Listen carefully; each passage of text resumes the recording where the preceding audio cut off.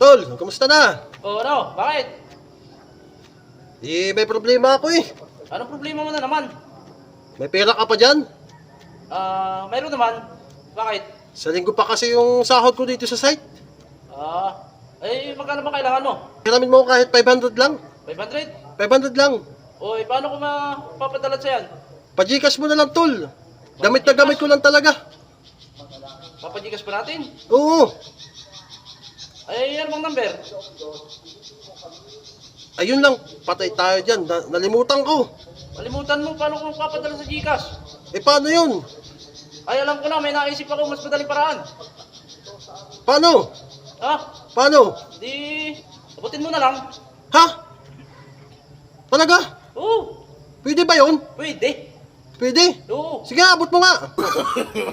No. 500 na nga nailan ko ah.